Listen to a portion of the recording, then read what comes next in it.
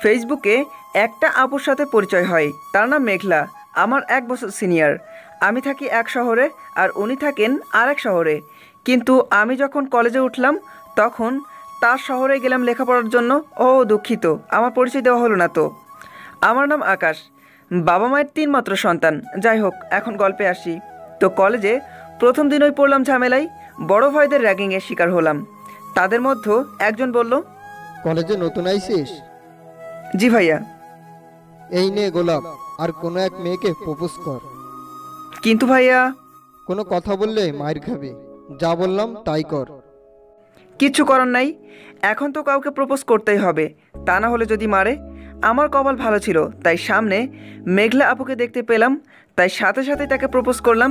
উনি ফুলটা নিয়ে বললেন, বুঝতে পারছি, র্যাগিংয়ের শিকার হয়েছো। হ্যাঁ আপু, প্রথম দিনই ঝামেলায় পড়লাম।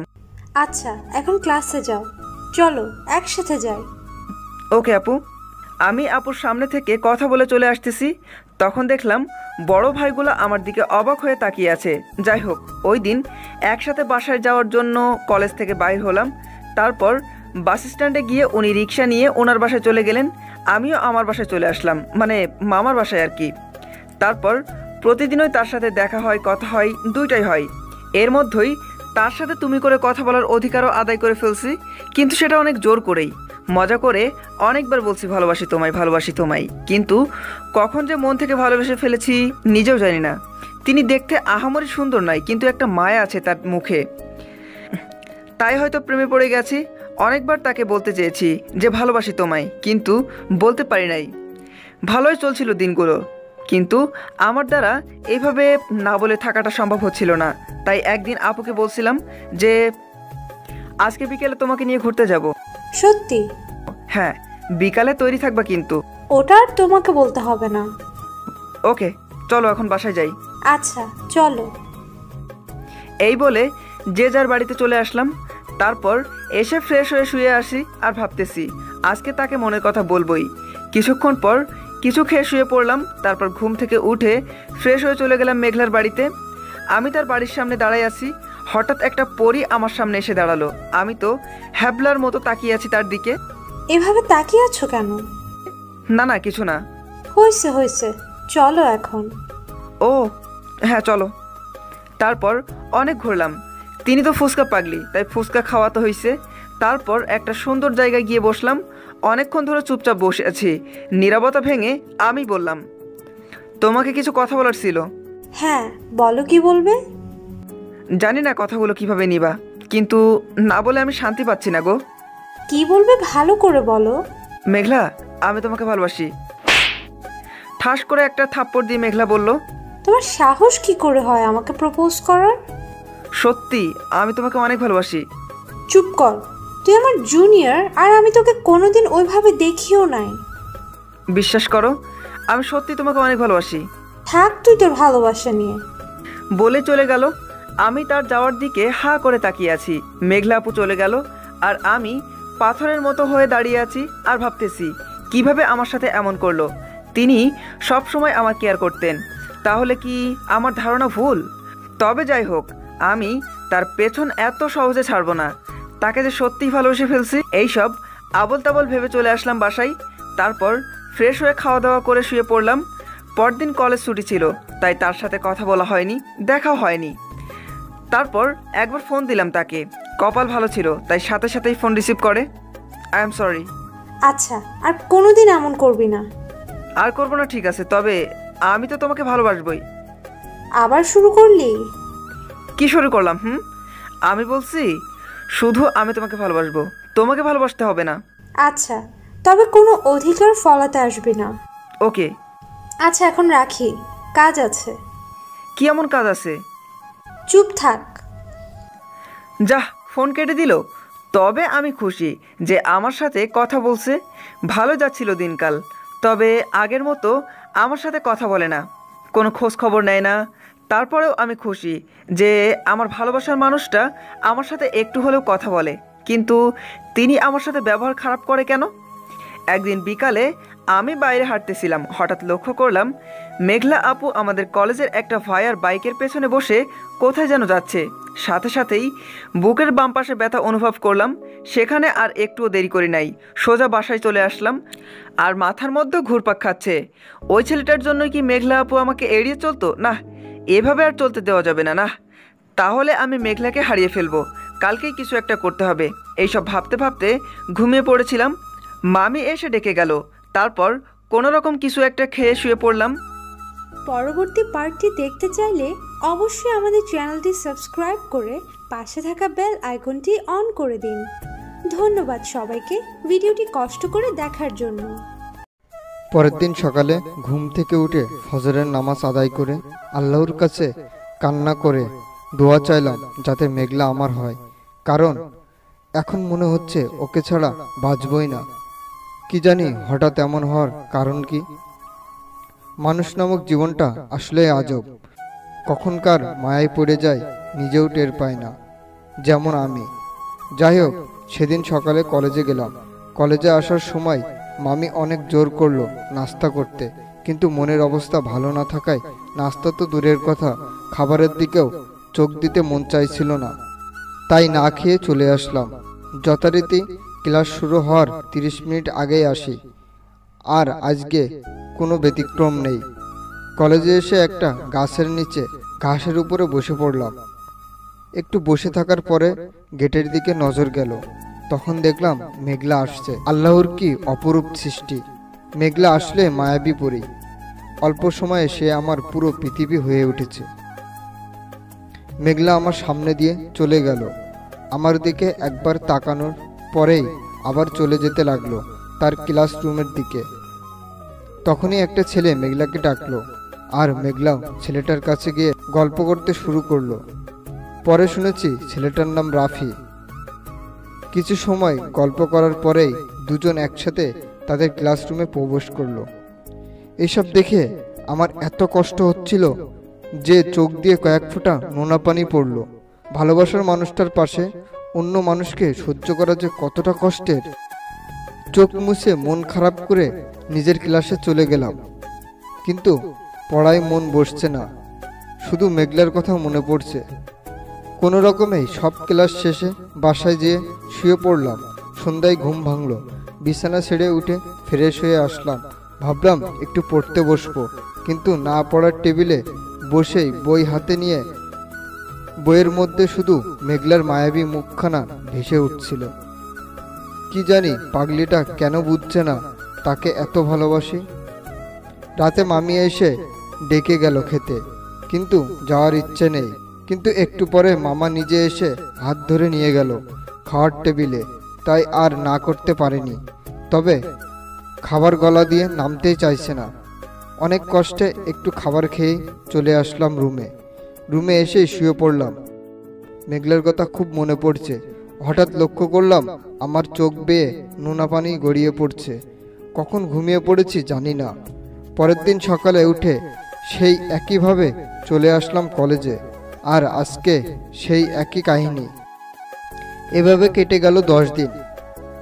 আর এই 10 দিনের মধ্যে হয়তো একটা দিনও বাকি যায়নি যে আমি কাঁদিনি, শুধুমাত্র মেঘলার জন্য। কিন্তু সেই মেয়ে বুঝতেই চায় না। ইন মাই রিয়েল লাইফ কেউ আমারে বোঝে না। হঠাৎ একদিন দেখি সেই ছেলেটার সাথে, মানে রাফির সাথে আজকে অনেক হেসে হেসে কথা বলছে। মেজাজটা পুরোই গরম হয়ে গেল। অতিরিক্ত রাগ উঠল আমার, আবার হাত পা কাঁপে। আর তখন কেউ যদি মারতে আসে তাহলে সে আহত হবেই। রাফির উপরে প্রচণ্ড রাগ উঠে গেল। বড় হয়েছে তো কি হয়েছে, আর থাকতে পারলাম না। বসা থেকে উঠে সোজা ওদের কাছে চলে গেলাম, যে ঠাস করে কষিয়ে একটা থাপ্পড় বসিয়ে দিলাম রাফি নামে ছেলেটার গালে। সে গালে হাত দিয়ে অবাক হয়ে আমার দিকে তাকালো। আর তখন মেঘলা আমার শার্টের কলার ধরে ওর দিকে ঘুরিয়ে নিল। আমাকে ঠাস ঠাস করে একসাথে এক গালেই 3টা কষিয়ে থাপ্পড় মারল। সাথে সাথেই গালে প্রচণ্ড ব্যথা করতে লাগলো। মেঘলার জায়গায় অন্য কেউ থাকলে এতক্ষণে সে মাটিতে অজ্ঞান হয়ে পড়ে থাকতো, কিন্তু ওর গায়ে হাত তোলা তো দূরের কথা, একটা টোকা দেওয়ার ক্ষমতাও আমার নেই। ভালোবাসি যে নিজের জীবনের থেকেও বেশি। আমি মাথা নিচু করে মাটির দিকে তাকিয়ে দাঁড়িয়ে আছি। তোর সাহস কি করে হয় ওর গায়ে হাত তোলার? তোমার সাথে এভাবে হাসি হাসি করে কথা বলার সাহস কে দিয়েছে ওকে, তাই মেরেছি। আমি দিয়েছি সাহস? আর আমি যার সাথে ইচ্ছা তার সাথে কথা বলবো, তুই বাধা দেওয়ার কে? আমি তোমাকে ভালোবাসি সত্যি। ওই কুত্তা, তোর কি লজ্জা শরম বলতে কিছুই নেই? আজকের পরে তোর চেহারা আর আমাকে দেখাবি না। এমন বলো না প্লিজ, মরেই যাব। যা তুই মর, কিন্তু তোর চেহারা আমাকে দেখাবি না। প্লিজ। যাবি নাকি জুতা পেটা করব? ভালোবাসি তোমাকে। ঠাস করে একটা থাপ্পড় মারলো। মেঘলা এইবার চোখ দিয়ে পানি পড়তে লাগলো। কুত্তা জানোয়ার, অনেক হয়েছে তোর। আজকের পরে যদি আমার সামনে আসিস তাহলে তোর হাত পা ভাঙবো। তোকে আমার একটু সহ্য হচ্ছে না, দূর হয়ে যা চোখের সামনে থেকে। যা বলছি। আচ্ছা। কথাটা বলে মাথা নিচু করেই সেখান থেকে চলে আসলাম। কলেজের অনেকেই এই দৃশ্যটা দেখলো এতক্ষণ। আমি আর কোনো দেরি করিনি, কলেজ থেকে সোজা বাসায় চলে আসলাম। বাসায় এসে মাথা নিচু করে রুমে চলে আসলাম। রুমে এসেই বিছানা শরীরটা এলিয়ে দিলাম। মাথাটা একটু একটু ব্যথা করছিল। হঠাৎ মনে হলো মাথায় কেউ পানি দিয়ে দিচ্ছে, তবুও চোখ খুলতে পারছিলাম না। অনেক কষ্টে চোখ খুললাম। চোখ খুলেই তো অবাক, এরা এখানে কি করতেছে। পরবর্তী পার্টটি দেখতে চাইলে অবশ্যই আমাদের চ্যানেলটি সাবস্ক্রাইব করে পাশে থাকা বেল আইকনটি অন করে দিন।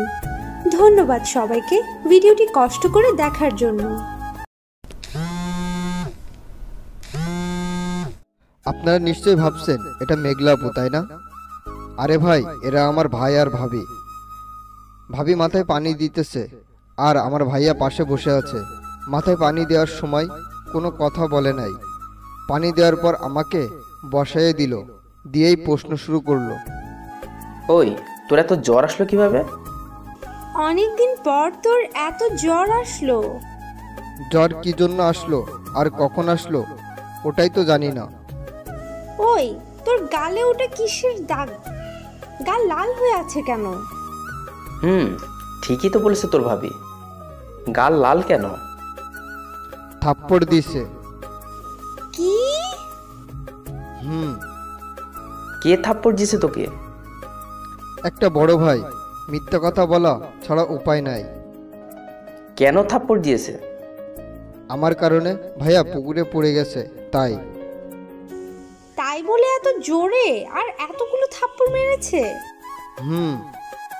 আচ্ছা, তুই আরাম কর, আমরা বাইরে যাই। বলেই চলে গেল ভাইয়া আর ভাবি। ওরা এখানে আসছে ঘোরার জন্য মনে হয়। আমার ভাইয়া আসছে শ্বশুর বাড়ি আর ভাবি বাপের বাড়ি, বোঝেন নাই? আরে আমার ভাই তো আমার মামাতো বোনকে বিয়ে করেছে। তাদের বিয়ে হয়েছে প্রেম করে। সেই থেকে আমার শখ প্রেম করেই বিয়ে করব। আমার ভাইয়া ও ভাবির সাকসেসফুল প্রেম কাহিনীও আপনাদের বলি। এখন আমি আছি আমার দুঃখ নিয়ে, তাই ওটা পরে শোনেন। তারপর একধারে এক সপ্তাহ কলেজে যাওয়া হয় নাই। ভাইয়া আর ভাবির সাথে সময় ভালোই কাটলো। মেঘলার কথা ততটা মনে পড়লো না। 6 দিন পর ভাইয়া আর ভাবি চলে গেল। আমার একটা বদ অভ্যাস আছে, কারোর উপর রাগ করে থাকতে পারি না। 7 দিন পর কলেজে যাচ্ছি, না গেলেও অসুবিধা, সামনে পরীক্ষা তো তাই। কলেজে ঢুকে নিজের ক্লাসরুমের দিকে যাচ্ছি, আর তখন পিছন থেকে কেউ যেন ডাক দিল। ঘুরেই দেখি মেঘলা আপু ডাকছে। এই, এতদিন ধরে কলেজে আসিস নাই কেন? আপনাকে বলতে হবে নাকি? যা বলছি তার উত্তর দে। শরীরে জ্বর ছিল, তাছাড়া ভাইয়া ভাবে আসছিল, ওদের সাথে সময় কাটাচ্ছি, তাই আসি নাই। তো আমাকে একটা ফোন করে বলতে কি হয়েছিল? আমি তো একটা লুচ্চা, আপনার মতো একটা ভালো মেয়েকে ফোন দিয়ে জ্বালাবো কেন? ও এখনো ওটাই ধরে আছিস? না, বলেই ওখান থেকে চলে আসতে লাগলাম। তখন পেছন থেকে মেঘলা বলল, এত ভাব ভালো না, আর ভুলেও তোকে ফোন দিব না, যা। আর ফোন দিতে হবে না তোমাকে, মনে মনে বলতেছি। তারপর থেকে আর কথা হয় নাই মেঘলার সাথে, শুধু মাঝে মধ্যে দেখা হতো। একই কলেজে পড়ি তো, তাই। ধীরে ধীরে আমার পরীক্ষাও চলে আসলো। আল্লাহর রহমতে পরীক্ষাটাও ভালো হলো। মেঘলার পিছনে লেগে থাকলে মনে হয় ভালো হতো না। পরীক্ষার পর 1 মাস মতো ছুটি আছে, তাই ভাবলাম বাড়িতে সময় কাটাবো, তাহলে মেঘলার কথা তেমন মনে পড়বে না। আপনারা কি ভাবছেন, আমি মেঘলার ভুলে গেছি? না, আমি ভুলি নাই। তাকে যে সত্যি অনেক ভালোবাসি, আর এখানে থাকলে তাকে দেখার জন্য মন ব্যাকুল হয়ে থাকবে, তাই আমার বাড়িতে ছুটিটা কাটাবো। তবে এই কয়েকদিন একটা জিনিস খুবই ভালোভাবে লক্ষ্য করেছি, যে যদি কোনো মেয়ে আমার সাথে কথা বলে তো মেঘলার চেহারা দেখতে খুবই ভালো লাগে। চেহারা আর চোখ দুটো লাল হয়ে যায়, মানেটা হলো রেগে যায়। কিন্তু এখানে তার রাগার কিছুই নেই। মেঘলা তো আমাকে ভালোবাসে না, আর যেই মেয়ে আমার সাথে কথা বলে পরের দিন থেকে ওই মেয়ে আর আমার দিকে ভালোভাবে তাকায়ও না। এই একটা বিষয় আমি বুঝতে পারি না। তা যাই হোক, এত বুঝে আমার লাভ নেই। এখন একটু ঘুমাবো, সকালে বাসে বাড়িতে যাব তো, তাই আপনারাও একটু ঘুমান, শরীরটা ভালো থাকবে। পরবর্তী পার্টটি দেখতে চাইলে অবশ্যই আমাদের চ্যানেলটি সাবস্ক্রাইব করে পাশে থাকা বেল আইকনটি অন করে দিন। ধন্যবাদ সবাইকে ভিডিওটি কষ্ট করে দেখার জন্য।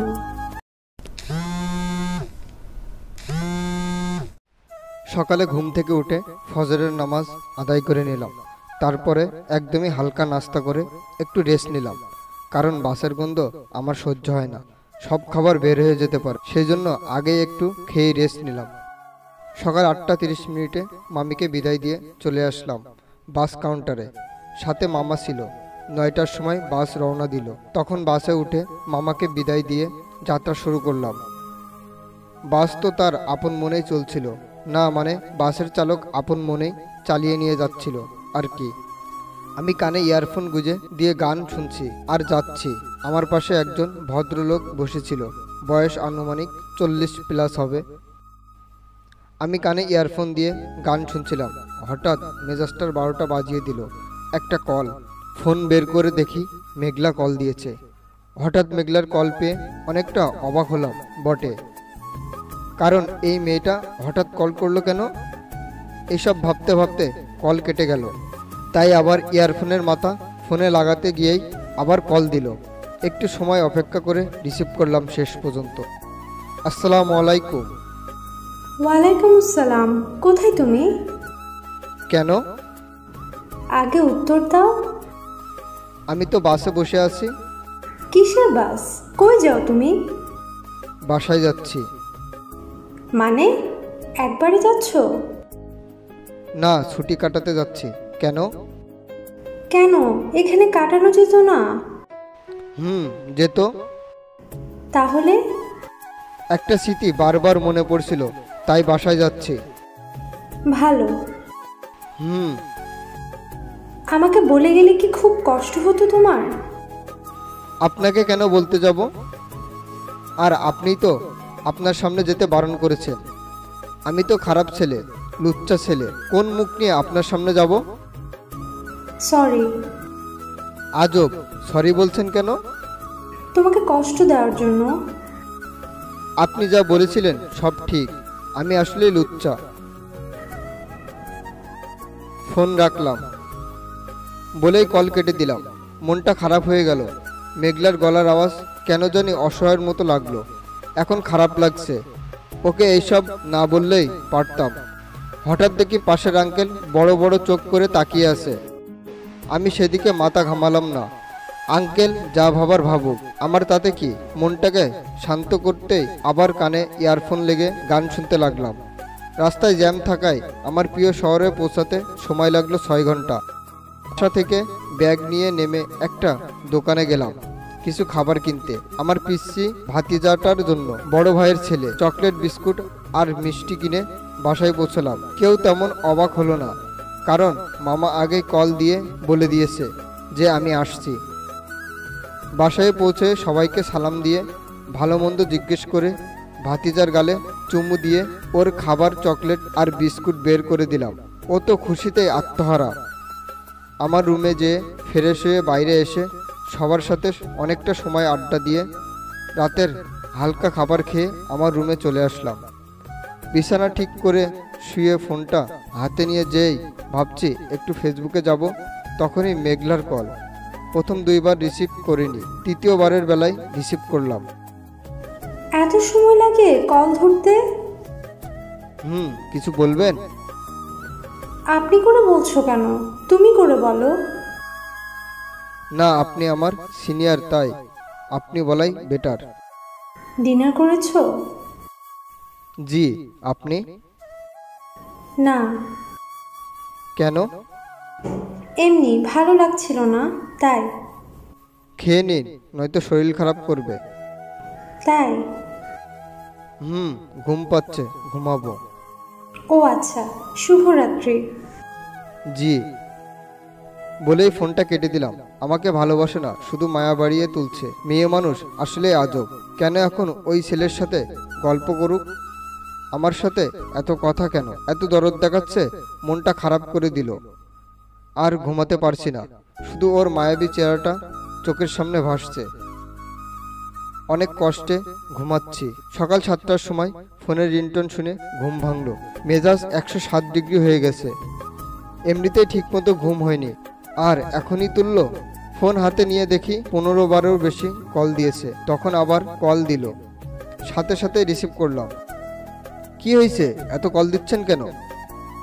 জানো কত টেনশন হচ্ছিল, এতবার কল দিলাম রিসিভ করলা না। আমি তো ভেবেছি অসুস্থ হয়ে পড়েছো। অসুস্থ হই বা মরি, এতে আপনার তো কিছু যাওয়া আসার কথা না। শুধু শুধু এসব না করলেই পারেন।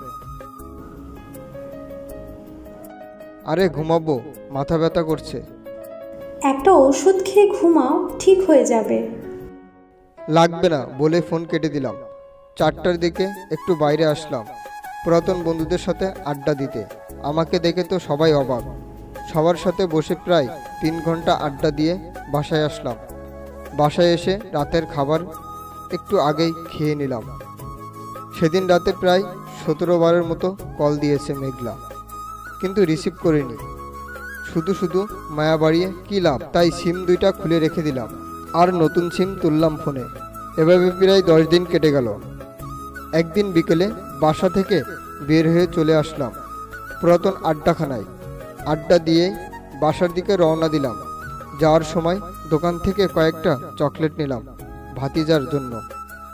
চকলেট কিনে সোজা বাসায় চলে আসলাম। আর বাসায় এসে আমি তো অবাক, এ হঠাৎ করে এখানে আসলো কেন? পরবর্তী পার্টটি দেখতে চাইলে অবশ্যই আমাদের চ্যানেলটি সাবস্ক্রাইব করে পাশে থাকা বেল আইকনটি অন করে দিন। ধন্যবাদ সবাইকে ভিডিওটি কষ্ট করে দেখার জন্য।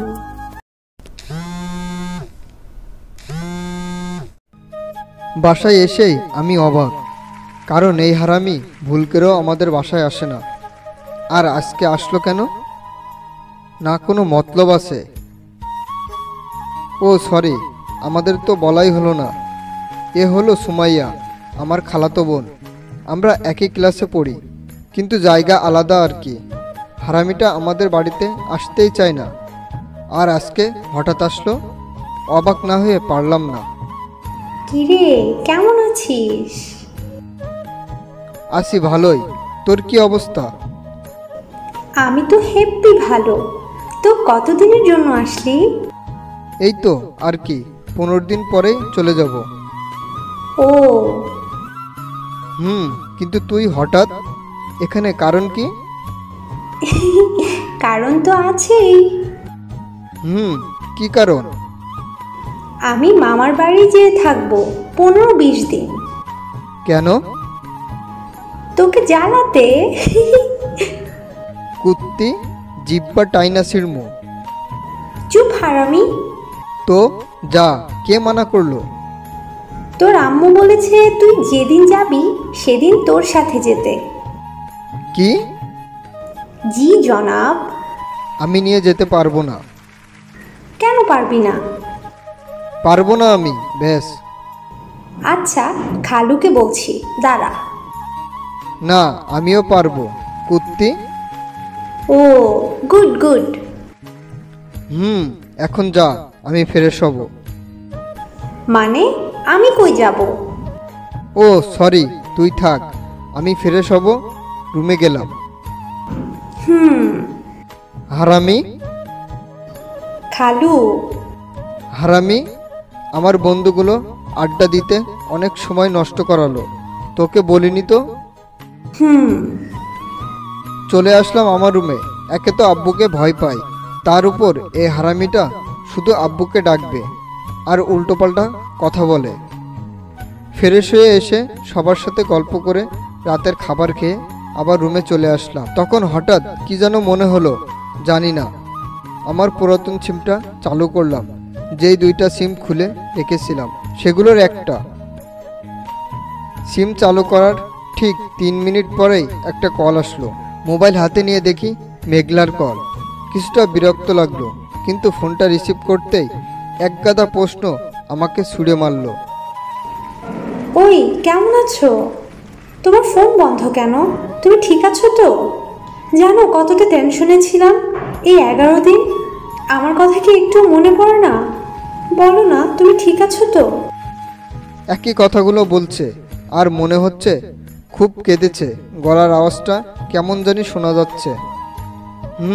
ভালো আছি, কিছু হয়নি আমার। আপনি কেমন আছেন? জানি না, তোমার ফোন বন্ধ কেন? ও, খেয়েছো?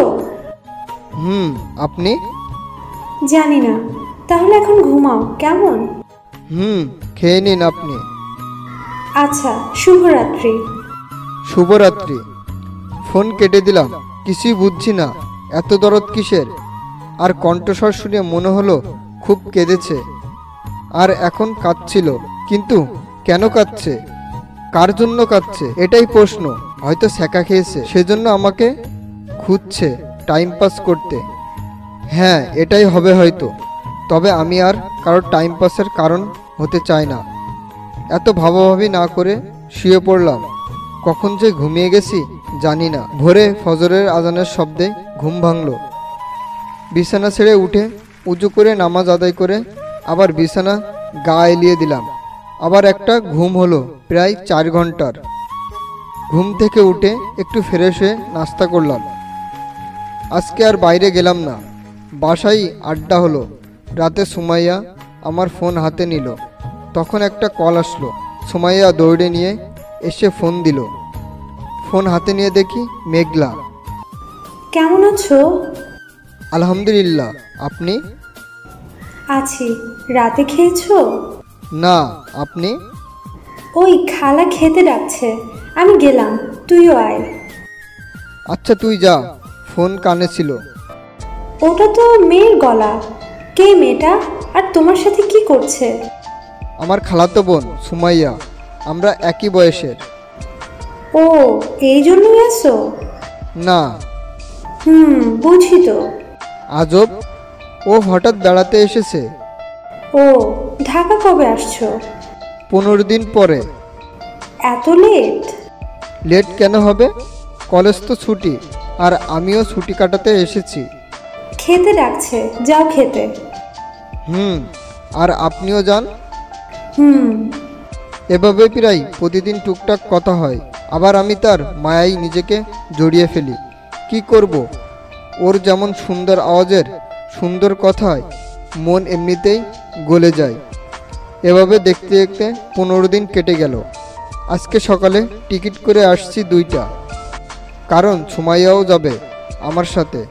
রাতে আমাদের দুজনকে বাসে তুলে দিয়ে বিদায় জানিয়ে সবাই চলে গেল বাসায়। আমার পিসি ভাতিজাটার মন খারাপ, সব সময় চাচ্চু চাচ্চু করে ডাকে। ওর জন্য আমারও মন খারাপ লাগছে। আর আম্মুর তো গতকাল থেকেই মন খারাপ আমি যাব শুনে। একটু পরেই বাস রওনা দিল ভাটার উদ্দেশ্যে। জ্যাম না থাকলে 5 ঘন্টার মধ্যেই পৌঁছিয়ে যাব ইনশাল্লাহ। আর জ্যাম থাকলে অনেক দেরি হবে। আমার ফোনে ইয়ারফোন লাগিয়ে গান শুনছিলাম। হঠাৎ সুমাইয়া ইয়ারফোনের একটা মাথা নিয়ে ওর কানে গুজে দিল। কিছু বললাম না, শুনছে শুনুক। একটু পরেই মেঘলার কলের ফোনটা বেজে উঠল। 2-3 বার দিল, রিসিভ করলাম না। চতুর্থবারের বেলায় সুমাইয়া হাত থেকে ফোন নিয়ে রিসিভ করতেই পরবর্তী পার্টটি দেখতে চাইলে অবশ্যই আমাদের চ্যানেলটি সাবস্ক্রাইব করে পাশে থাকা বেল আইকনটি অন করে দিন। ধন্যবাদ সবাইকে ভিডিওটি কষ্ট করে দেখার জন্য। 2-3 বার কল দিল কিন্তু রিসিভ করলাম না। যাচ্ছিই তো, এখন আবার কিসের কথা? বাসে। চতুর্থবার যখন কল দিল তখন সুমাইয়া হঠাৎ করে হাত থেকে ফোনটা কেড়ে নিয়ে রিসিভ করলো, কিন্তু ইয়ারফোন লাগানো ছিল, তাই আমিও কথা শুনছিলাম। হ্যালো, কে আপনি? এত কল দিচ্ছেন কেন? আপনি কে? আর আকাশের মোবাইল আপনার কাছে কেন? আমি সুমাইয়া, ওর খালাতো বোন, আর ও আমার পাশেই বসে আছে। মানে কি? ওই মেয়ে? তুই এত রাতে একটা ছেলের কাছে বসে আছিস কেন? ওর বলছি। ভালো করে কথা বলুন। রাখ তোর ভালো কথা। তুই ওর কাছ থেকে দূরে যা আর ওকে ফোন দে। না, দিব না। কি করবেন আপনি? কি করব? তোকে খুন করব। দূরে যা ওর থেকে। তখনই সুমাইয়ার হাত থেকে ফোন কেড়ে নিলাম। কি হয়েছে? এমন কেন করছেন? তুই এত রাতে একটা মেয়ের পাশে বসে আছিস, লজ্জা করে না তোর? না, করে না। আপনার কি তাতে? তোকে খুন করে ফেলবো। ওই মেয়েকে দূরে যেতে বল বলছি। আজব তো, দূরে কোথায় যাব? কেন, অন্য রুম নেই নাকি? ওকে অন্য রুমে যেতে বল। পাগলি নাকি? আমরা এখন বাসে আসছি, বুঝলেন? বাসে মানে? কোথায় যাস তুই? ওকে নিয়ে পালিয়ে যাচ্ছিস না তো? কি সব আজে বাজে কথা বললেন? ও আমার খালাতো বোন, ওকে নিয়ে পালাবো কেন? জানি না, তুই বাসে কেন বল? ঢাকাতেই আসছি আমি, সেজন্য। সত্যি? হুম। কিন্তু ওই মেয়ে কেন বাসে?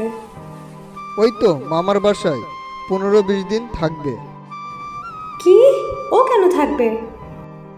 ওরও মামার বাসা, তাই ঘুরতে যাচ্ছে। ভালো।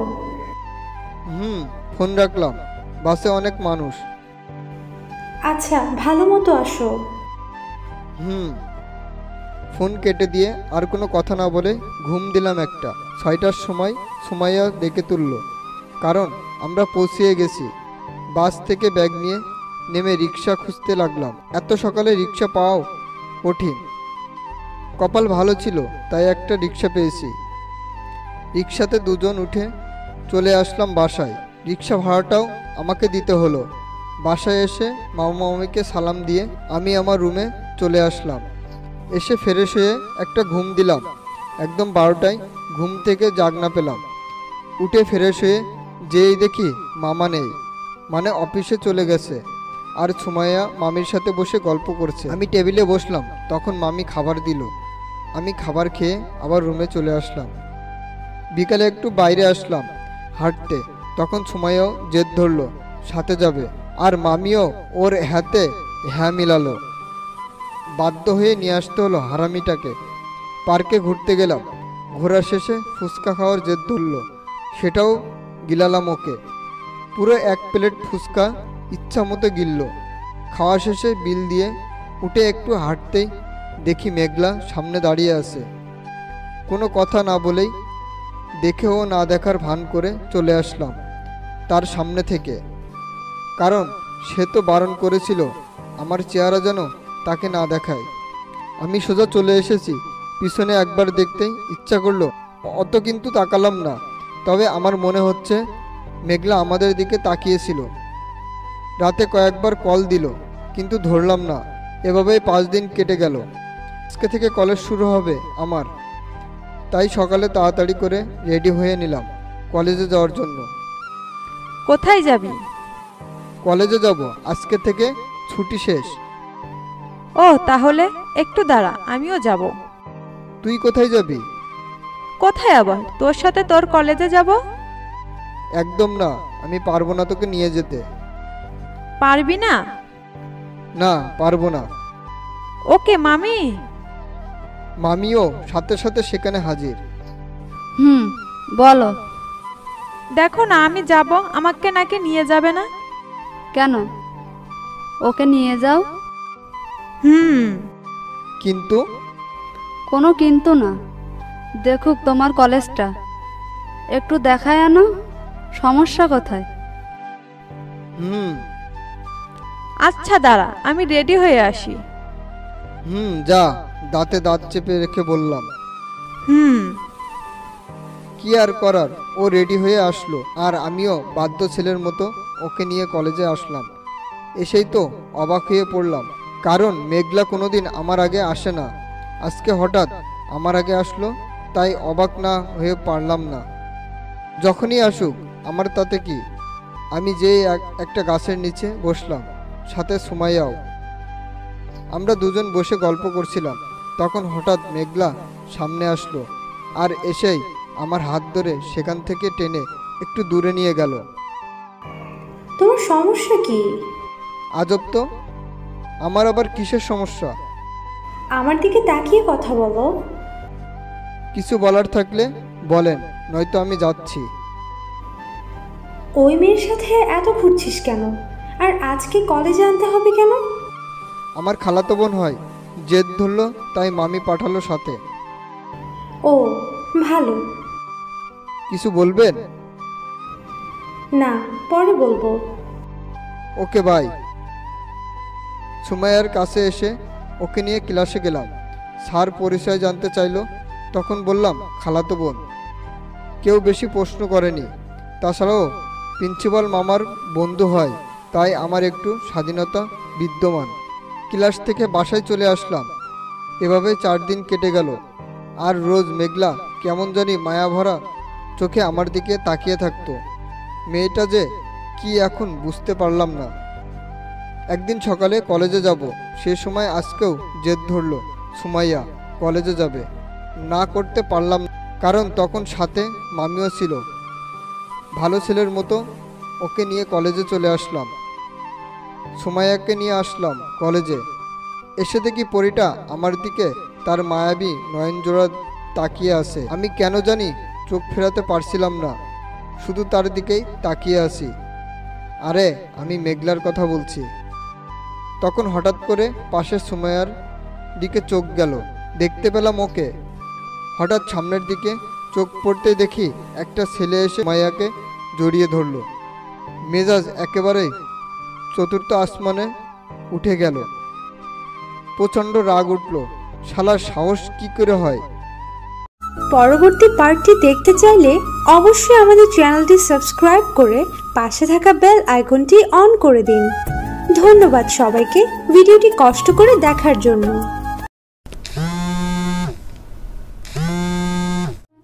এরপর মেঘলা আমাকে জড়িয়ে ধরল।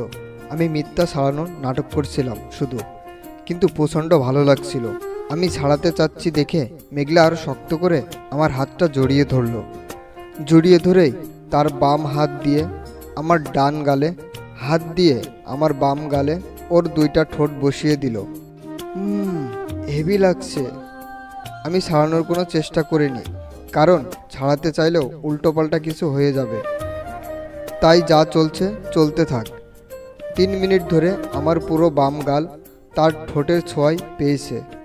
আমি কিছুটা লজ্জা আর রাগের ভাব করলাম। তোমার গালটা খুব সুইট, ঠোঁট তো আরো মিষ্টি হবে। কোনো কথা না বলে বড় বড় চোখ করে তাকালাম। মাইয়া কয় কি? দিব নাকি ঠোঁটে? এমন কেন করছেন? আমি একটা ছেলে, আর এমন করলে কন্ট্রোলে থাকবে না। চলো বিয়ে করে ফেলি, তারপরে বাসর রাতে কন্ট্রোল হারিও। কি তোমার মাথার তাস ছিঁড়া নাকি? চলো চলো। আমি তখন একটু সামনের দিকে তাকালাম, আর আমার চোখ একবারে 3য় আসমানে যেয়ে থামলো। সামনে দেখি সুমাইয়া হা করে বড় বড় চোখ করে তাকিয়ে আছে। আল্লাহ, এ কেমন অবস্থায় ফেলাইলা?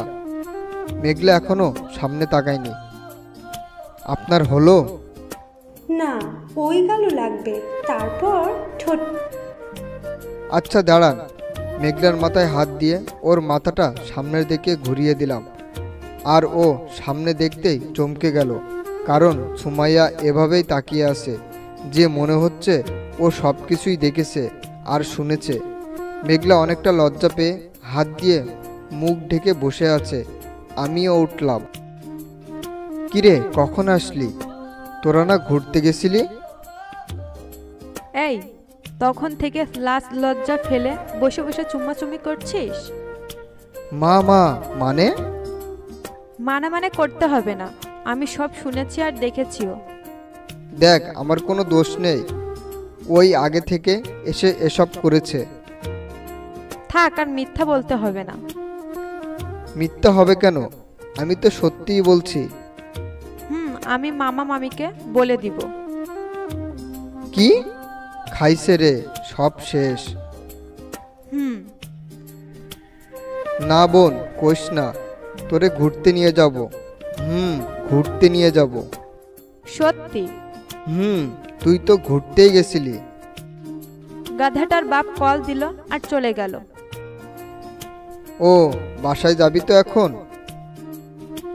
চল, মামিকে সব বলতে হবে। আরে, আমরা ঘোরাঘুরি করে বাসায় যাব, তাই বলছি। ওলে সোনা ভাই আমার। ভাবি, আপনিও চলেন। ওই, ওকে ভাবি বলছিস কেন? তো কি বলবো, ভাবি চলেন। কোথায় যাব আমি? কেন, স্বামী আর ননদের সাথে ঘুরতে। ও, চলো ননদ। ভাবি, ওই চল চল চল। ঠেলায় পড়লে বিড়ালও গাছে ওঠে। আমার ক্ষেত্রে আর তা হলো। পালাতে পারলাম না, ঠেলায় পড়ে ঘোরাতে হচ্ছে ওদের। পুরো 3 ঘন্টা ঘোরাঘুরি করলাম। দুজন 2 প্লেট ফুচকা থুক্কু খেলো আর কি। মেঘলার মায়া ভরা চাঁদ মুখখানা দেখে সত্যি অনেক ভালো লাগছিল, কারণ ওর চেহারাতে খুশির ছাপ ছিল সব সময়। যাক, পাগলিটা যে এত খুশি হলো তা ভেবেই ভালো লাগছে। ঘোরাফেরা আর খাওয়া শেষে 3 জন বাজারের দিকে আসতে লাগলাম। তখন সুমাইয়া দৌড়ে ছোট একটা কসমেটিকের দোকানে গেল। আমি আর মেঘলা দাঁড়িয়ে আছি। জান। কে? আমি? জান। আমি কারো জানটান না। তুমি আমার জান। কি চলছে এখানে? কিছু না। কই গেছিলি? এই রিংটা কিনতে। রিং কি হবে? পরিয়ে দিবি ভাবিকে। পাগলে কয় কি? চুপচাপ পড়া, নয়তো। না, আমি পড়াবো না। পড়া না। ওকে, চল বাসায়, সব কিছু বলবো, আর বানিয়ে বানিয়ে আরো বলবো। তুই রিং দে, এক্ষুনি পড়াবো আমি। নে। এটার দাম কত? সোনার মনে হচ্ছে। দেখ হয় কি না আঙুলে। দাম তো অনেক। বল তুই পড়া, নয়তো। পড়াচ্ছি। মেঘলার দিকে ঘুরলাম, দেখি আগে থেকেই ওর হাত আমার দিকে বাড়িয়ে দিয়ে রেখেছে। ঠোঁটের কোণে মিষ্টি হাসি, যেন বিশ্বজয় করেছে সে। মেঘলার করা কোনো অপমানই আমার মাথায় নেই। তখন যে কতটা ভালো লাগছিল কাউকে বলে বোঝাতে পারবো না। আমি মেঘলার বাম হাতের অনামিকা আঙ্গুলে রিংটা পরিয়ে দিলাম। খুব সুন্দরভাবে রিংটা মেঘলার আঙ্গুলে হয়ে গেল। তখন মেঘলার ঠোঁটের হাসিটা একটু বেশি হলো, আর আমি তখনই বড় ধরনের একটা ক্রাশ খেলাম। এর আগে ওকে কখনো এত খুশি দেখিনি। রিংটা পরিয়ে দিয়ে ওদের ওখান থেকে দাঁড়িয়ে রেখে রাস্তার অন্য পাশে গেলাম আইসক্রিম কিনতে। 3টা কোন আইসক্রিম কিনে দোকান থেকে বের হয়ে ওদের দিকে তাকিয়ে রাস্তা পার হতে লাগলাম। তখন ইসরাক হঠাৎ করেই আমাকে দেখে চিল্লিয়ে উঠল। আমি বুঝলাম না কেন, কিন্তু এক মুহূর্তেই বুঝতে পারলাম কেন। একটা গাড়িকে এসে সজোরে আমাকে ধাক্কা দিল, আর আমি ছিটকে পড়লাম রাস্তায়। মাথা হয়তো ফেটে গেছে, সেজন্য রক্ত বের হতে লাগলো। সমস্ত গাড়ি থেমে গেল, আর ওইদিকে মেঘলা সুমাইয়া দৌড়ে আমার কাছে আসলো। দুজনই কাঁদছে, কিন্তু মেঘলার চোখ থেকে অঝরধারায় পানি গড়িয়ে পড়তেই আছে। তোমার কিছু হবে না, তোমার কিছু হতে দেব না। তুমি কেন গাড়ি ডাকো? ওই জান, কথা বলো, তোমার কিছুই হবে না। জান, কথা বলো না প্লিজ। ওই জান। এসব বলছে আর খুব কাঁদছে আমার জন্য। কেউ কাঁদছে ভাবতেই একটা ভালো লাগা কাজ করছে। জান আমার সময় শেষ জান। এই কথাটুকু বলার পরে কি হয়েছে আমার কিছু মনে নেই। যখন চোখ খুললাম তখন দেখি হাসপাতালের বেডে শুয়ে আছি। তাকিয়ে দেখি পাশে মামা মামি সুমাইয়া, আর আমার পাশে বেডে মেঘলা শুয়ে আছে। তোমরা সবাই? এখন সব ঠিক আছে, চিন্তা করতে হবে না। চিন্তা করো না। আমার কি হয়েছিল? মাথা একটুখানি ফেটে গেছে, তবে ডাক্তাররা বলেছে ঠিক হয়ে যাবে।